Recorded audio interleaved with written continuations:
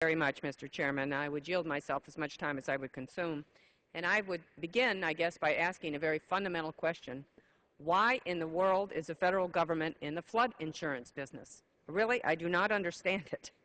I don't think anyone should be surprised to learn that the federal government is not a very good insurance agent, that they run a terrible insurance program, as evidenced by the $18 billion in debt that the NFIP, the National Flood Insurance Program, has racked up over the years and will probably never repay. I don't think they'll ever repay it.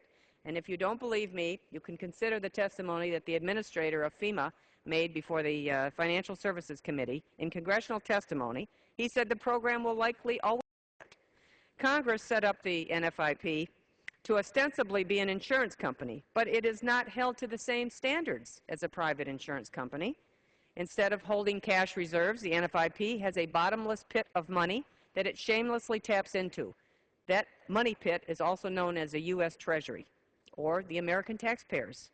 If the NFIP were a private insurance company, it would have gone bankrupt years ago, or it would have been in need of a federal bailout. In other words, when this government-authorized Ponzi scheme runs out of money, it simply gets more by dipping into the pockets of taxpayers. And, Mr. Chairman, I would say that this is a program that would make Bernie Madoff blush. The American people are fed up with bailouts, and this bill is just that, another bailout for another broken program. And if we want to stop adding to our national debt, we should not continue the federal flood insurance program. My home state of Michigan is just one of a majority of states that is actually disadvantaged by this Ponzi scheme. And the State House of Representatives has recently passed a resolution condemning the NFIP as fundamentally flawed and unfair, and I would ask unanimous consent to enter that into the record.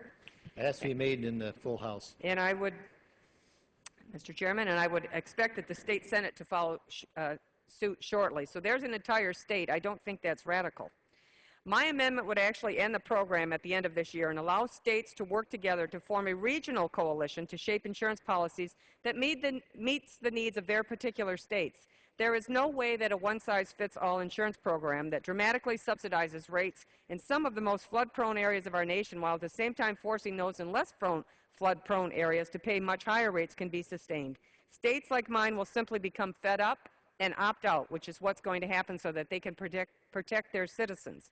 And then, of course, it would force this program even deeper into debt. It is time to end this program now.